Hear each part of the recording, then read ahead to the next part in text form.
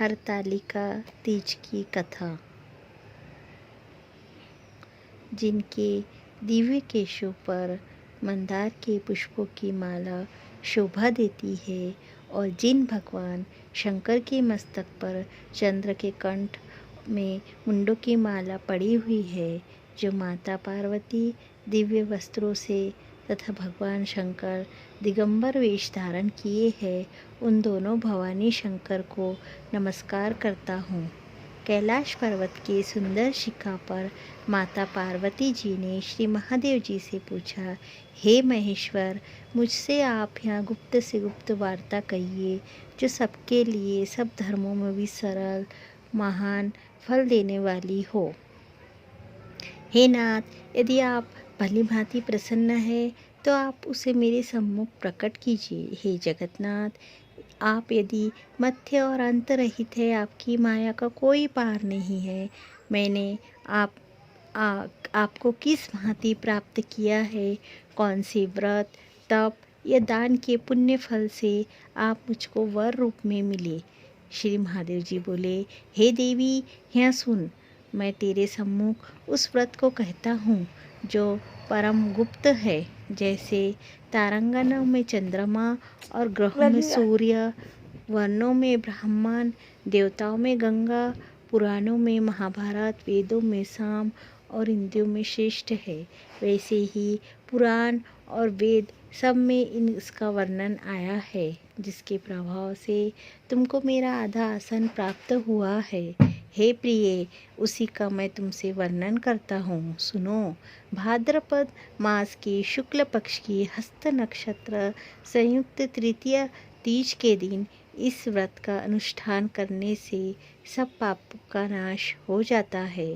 तुमने पहले हिमालय पर्वत पर इस महान व्रत को किया है, मैं वह तुम्हें सुनाता हूँ।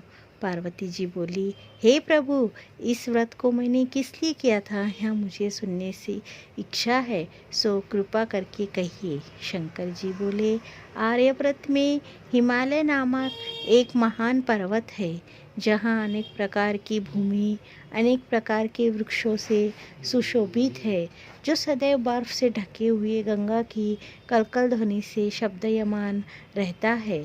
हे पार्वती जी, तुमने बाल्यकाल में उसी स्थान पर परम तप किया था और 12 वर्ष तक के महीने में जल में रहकर तथा वैशाख मास में अग्नि में प्रवेश करके तप किया। श्रावण के महीने में बाहर खुले में निवास कर अन्न त्याग कर तप करती रही। तुम्हारे उस कष्ट को देखकर तुम्हारे पिता को बड़ी चिंता हुई। वे चिंतातुर होकर सोचने लगे कि मैं इस कन्या की किससे शादी करूं। इस अवसर पर देवलोक से ब्रह्मा जी के पुत्र नारद जी वहाँ आए। देवर्षि नारद ने तुम शैलपुत्री को देखा। तुम्हारे पिता हिमालय ने देवर्षि को अर्घ्य पाद्य आसन देकर सम्मान सहित बिठाया और कहा, हे मुनीश्वर, आपने यहाँ आने का कष्ट कैसे किया, कहिए, क्या आज्ञा है।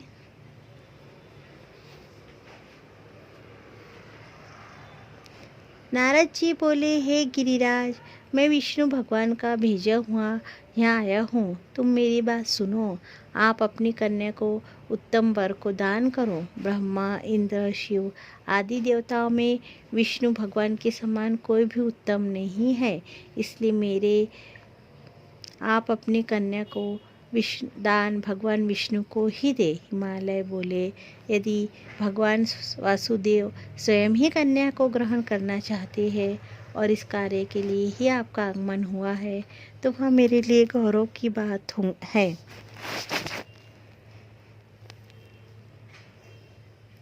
मैं अवश्य उन्हें ही दूंगा। हिमालय का यहाँ आश्वासन सुनते ही देवर्षि नारद जी आकाश में अंतर्ध्यान हो गए और शंख चक्र गदा पद्म एवं पीतांबरधारी भगवान विष्णु के पास पहुँचे। नारद जी ने हाथ जोड़कर भगवान विष्णु से कहा, प्रभु, आपका विवाह कार्य निश्चित हो गया है। उधर हिमालय ने पार्वती जी से प्रसन्नतापूर्वक कहा, हे पुत्री, मैंने तुमको गरुड़ ध्वज भगवान विष्णु को अर्पण कर दिया है।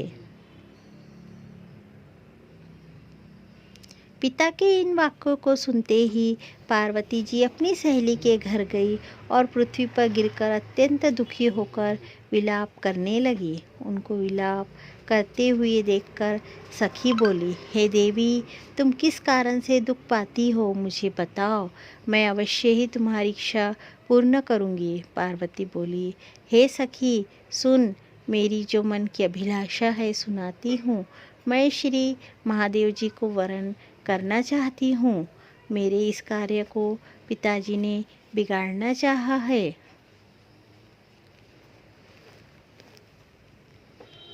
इसलिए मैं निसंदेह इस शरीर का त्याग करूँगी। पार्वती जी के इन वचनों को सुनकर सखी ने कहा, हे देवी, जिस वन को तुम्हारे पिताजी ने ना देखा हो तुम वहाँ चली जाओ। तब हे पार्वती देवी, तुम अपनी सखी का यह वचन सुन ऐसे ही वन को चली गई।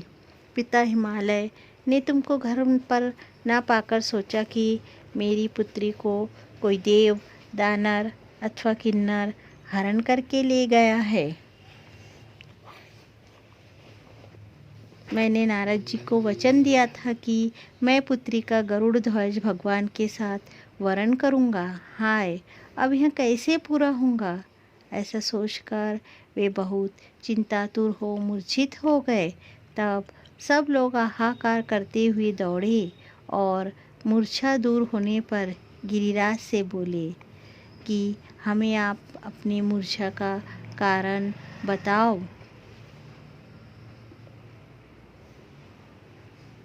हिमालय बोले, मेरे दुख का कारण यह है कि मेरी रत्न रूपी कन्या को कोई हरण करके ले गया, या सर्प इस डस गया, किसी सिंह या बाघ ने मार डाला है, वह ने न जाने कहाँ चली गई, या उसे किसी राक्षस ने मार डाला है। इस प्रकार कहकर गिरिराज दुखित होकर ऐसे कांपने लगे जैसे तीव्र वायु के चलने पर कोई वृक्ष कांपता है। तत्पश्चात हे पार्वती, तुम्हें गिरिराज साथियों सहित घने जंगल में ढूंढने निकले।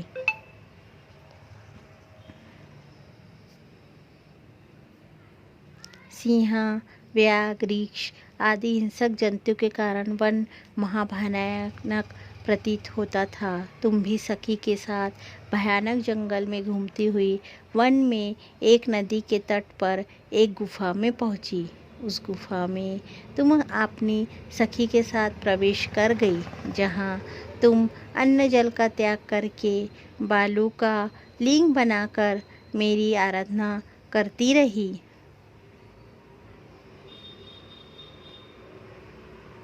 उस समय पर भाद्रपद मास की हस्त नक्षत्र युक्त तृतीया के दिन तुमने मेरा विधि विधान से पूजन किया तथा रात्रि को गीत गायन करते हुए जागरण किया। तुम्हारे उस महाव्रत के प्रभाव से मेरा आसन डोलने लगा। मैं उसी स्थान पर आ गया जहाँ तुम और तुम्हारी सखी दोनों थी। मैंने आकर तुमसे कहा, हे वरानने, मैं तुमसे प्रसन्न हूँ, तुम मुझसे वरदान मांग।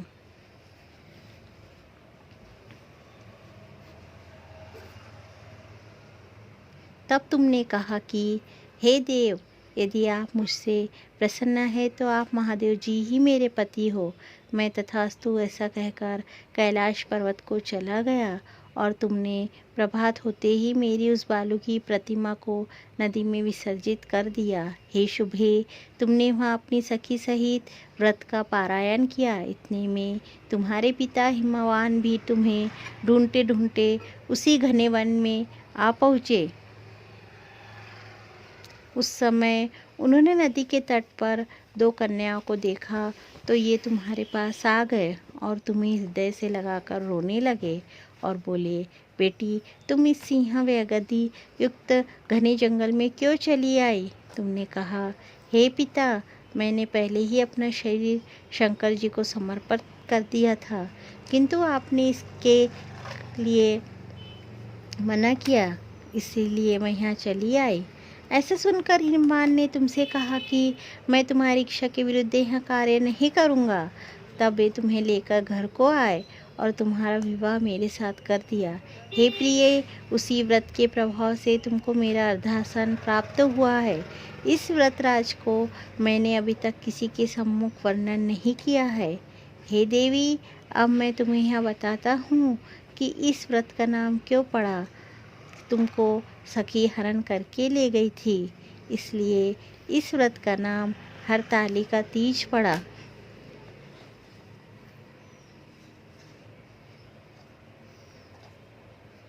पार्वती जी बोली, हे स्वामी, आपने इस व्रतराज का नाम तो बता दिया, किंतु मुझे इसकी विधि एवं फल भी बताइए कि इसके करने से किस फल की प्राप्ति होती है।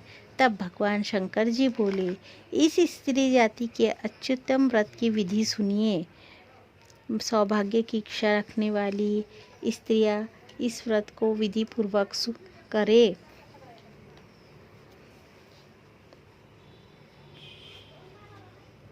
केले के खम्भों से मंडप बनाकर उसे वंदनवारों से सुशोभित करे।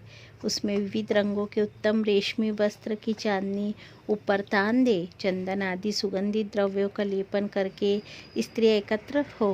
शंख, भेरी, मृदंग आदि बजावे। विधि पूर्वक मंगलाचार्य करके श्री गौरी शंकर की बालू निर्मित प्रतिमा स्थापित करे। फिर भगवान शिव पार्वती जी का गंध, धूप, पुष्प आदि से विधि पूर्वक पूजन करे। अनेक नैवेद्यों का भोग लगावे और रात्रि को जागरण करे। नारियल, सुपारी, जवारी, नींबू, लौंग, अनार, नारंगी आदि ऋतु फलों तथा फूलों को एकत्रित करके धूप, दीप आदि से पूजन करके कहे, हे कल्याण स्वरूप शिव, हे मंगल रूप शिव, हे मंगल रूप महेश्वरी, हे शिवे, सब कामनाओं को देने वाली देवी, कल्याण रूप तुम्हें नमस्कार है। कल्याण स्वरूप माता पार्वती, हम तुम्हें नमस्कार करते हैं। भगवान शंकर जी को सदैव नमस्कार करते हैं। हे ब्रह्म रूपिणी, जगत का पालन करने वाली माँ, आपको नमस्कार है।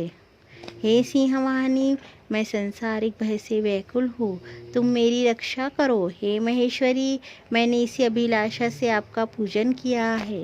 हे पार्वती, आप मेरे ऊपर प्रसन्न होकर